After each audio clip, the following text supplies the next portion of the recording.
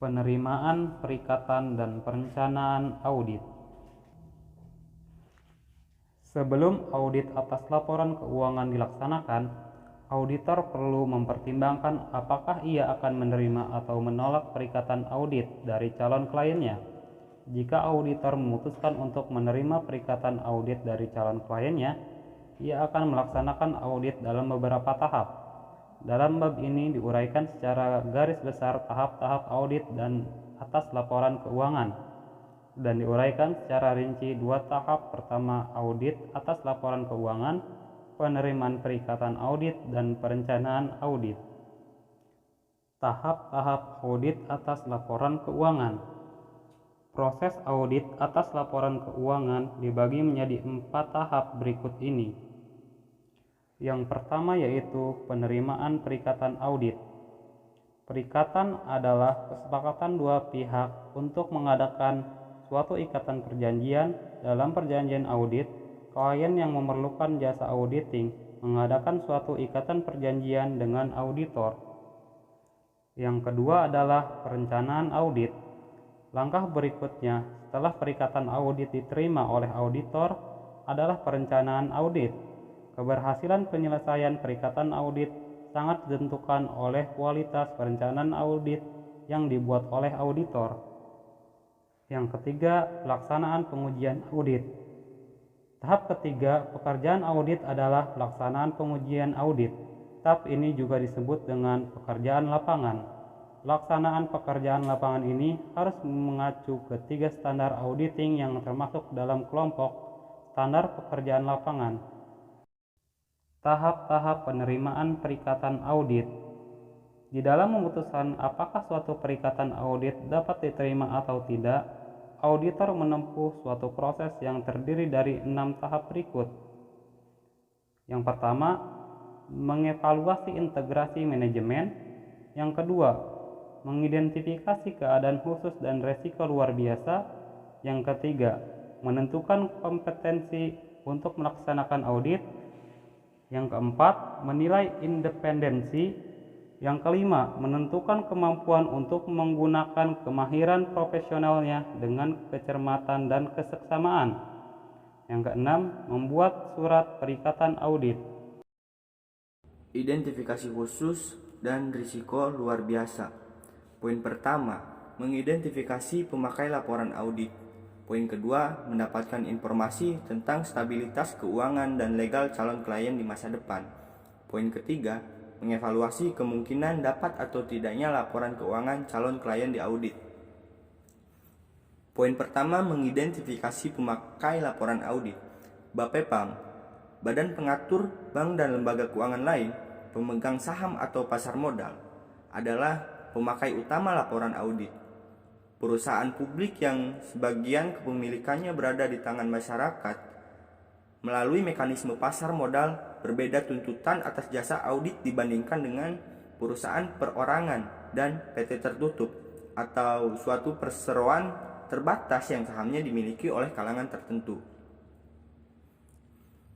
Perusahaan yang berada di bawah pengatur badan pengatur juga berbeda tuntutan atas jasa audit dibandingkan dengan perusahaan yang bebas, karena BAPEPAM dan Badan Pengatur menetapkan persyaratan pelapor lebih dibandingkan perusahaan-perusahaan biasa. Auditor harus mempertimbangkan tambahan persyaratan pelapor yang dikenakan terhadap kliennya, karena tambahan persyaratan tersebut akan menuntut tambahan kompetensi yang harus dimiliki oleh auditor, menambah biaya audit, dan meningkatkan tanggung jawab legal auditor. Poin kedua, mendapatkan informasi tentang stabilitas keuangan dan legal calon klien di masa depan.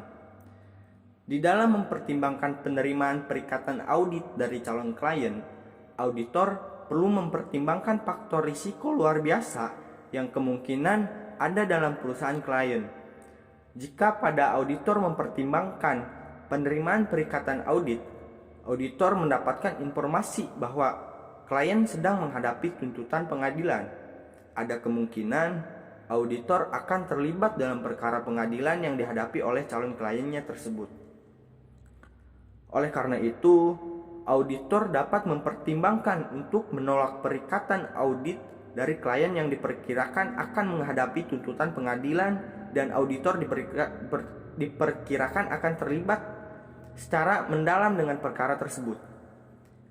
Auditor juga dapat mempertimbangkan untuk menolak perikatan audit jika auditor mendapatkan informasi bahwa calon kliennya menghadapi kesulitan keuangan, seperti kesulitan yang dihadapi oleh calon klien dalam memenuhi kewajiban keuangannya dan kebutuhan klien untuk menambah modal. Kesulitan keuangan yang dihadapi oleh calon klien dapat mendorong manajemen melakukan salah saji material dalam laporan keuangannya untuk menutupi masalah keuangan tersebut. Poin ketiga, mengevaluasi kemungkinan dapat atau tidaknya laporan keuangan calon klien diaudit. Kemungkinan laporan keuangan dapat diaudit perlu diselidiki oleh auditor sebelum auditor menerima perikatan audit atas laporan keuangan. Informasi tentang dapat atau tidaknya laporan keuangan calon klien diaudit dapat diketahui dari ketersediaan catatan akuntansi penting seperti jurnal, buku besar, dan buku pembantu.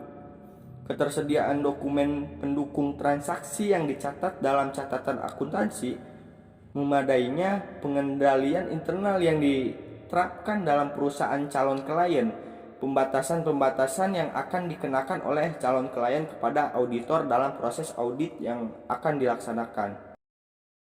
Evaluasi terhadap independensi auditor dalam semua hal yang berhubungan dengan perikatan independensi dalam sikap mental harus dipertimbangkan oleh editor. 1. Independen. Dalam menjalankan tugasnya, anggota KAP harus selalu mempertahankan sikap mental independen di dalam memberikan jasa profesional sebagaimana diatur dalam standar profesional akuntan publik. 2. Integritas dan objektivitas. Dalam menjalankan tugasnya, anggota KAP harus mempertahankan integritas dan objektivitas. Harus bebas dari benturan kepentingan dan tidak boleh memberikan faktor salah saji material yang diketahuinya atau mengalihkan pertimbangan kepada pihak lain. Penentuan kemampuan auditor dalam menggunakan kemahiran profesional dengan cermat dan sesama. Dalam mempertimbangkan penerimaan atau penolakan suatu perikatan audit, auditor harus mempertimbangkan apakah ia dapat melaksanakan audit dan menyusun laporan audit secara cermat dan sesama. Kecermatan dan kesamaan penggunaan kemahiran profesional auditor ditentukan oleh ketersediaan waktu yang memulai untuk merencanakan melaksanakan audit. Penentuan waktu perikatan. Umumnya, waktu 6 sampai dengan 9 bulan merupakan jangka waktu yang memadai bagi auditor untuk merencanakan secara seksama pekerjaan audit, sehingga idealnya waktu perikatan audit sudah diterima oleh auditor 6 sampai dengan 9 bulan sebelum akhir tahun buku klien. Pertimbangan jadwal pekerjaan lapangan. Biasanya, auditor menggolongkan jadwal pelaksanaan pekerjaan lapangan ke dalam dua kelompok. Sebagai berikut, pekerja interim, 2 pekerjaan akhir tahun. Pemanfaatan personal klien. Pemanfaatan personal klien akan berdampak besar terhadap penentuan jumlah staf dan jadwal audit, serta biaya audit. Pemanfaatan hasil pekerjaan auditor internet akan berdampak terhadap produser untuk memperoleh pemahaman atas pengadilan internet. Perencanaan audit. Keberhasilan penyelesaian perikatan audit sangat ditentukan oleh kualitas perencanaan audit yang dibuat oleh auditor. Memahami pengendalian intern klien. Jika auditor yakin bahwa klien telah memiliki pengendalian intern yang baik, yang meliputi pengendalian terhadap penyediaan data yang dapat dipercaya dan penjagaan kekayaan serta catatan akuntansi, jumlah bukti audit yang harus dikumpulkan oleh auditor akan jauh lebih sedikit bila dibandingkan dengan jika keadaan pengendalian internnya jelek. Pemahaman atas pengendalian intern. Langkah pertama dalam memahami pengendalian intern klien adalah dengan mempelajari unsur-unsur pengendalian intern yang berlaku. Langkah berikutnya adalah melakukan penilaian terhadap efektivitas pengendalian intern dengan menentukan kekuatan dan kelemahan pengendalian intern tersebut. Jika auditor telah mengetahui bahwa pengendalian intern klien di bidang tertentu adalah kuat, maka ia akan mempercayai informasi keuangan yang dihasilkan. Oleh karena itu, ia akan mengurangi jumlah bukti yang dikumpulkan dalam audit yang bersangkutan dengan bidang tersebut untuk mendukung keyakinannya atas efektivitas pengendalian intern tersebut. Auditor melakukan pengujian pengendalian atau test of control. Melaksanakan prosedur analitik. SA Seksi 329 Prosedur analitik memberikan panduan bagi auditor dalam menggunakan prosedur analitik pada tahap perencanaan audit, pada tahap pengujian, dan pada tahap review menyeluruh terhadap hasil audit. Konsep prosedur analitik. Prosedur analitik meliputi perbandingan jumlah-jumlah yang tercatat atau rasio yang dihitung dari jumlah-jumlah yang tercatat dibandingkan dengan harapan yang dikembangkan oleh auditor. Tujuan prosedur analitik dalam perencanaan audit. Tujuan prosedur analitik dalam perencanaan audit adalah untuk membantu perencanaan sifat, saat, dan luas prosedur audit yang akan digunakan untuk memperoleh bukti tentang saldo akun atau jenis transaksi tertentu. Untuk maksud ini, prosedur analitik dalam perencanaan audit harus ditunjukkan untuk A. Meningkatkan pemahaman auditor atas usaha klien dan transaksi atau peristiwa yang terjadi sejak tanggal audit terakhir. Dan yang B.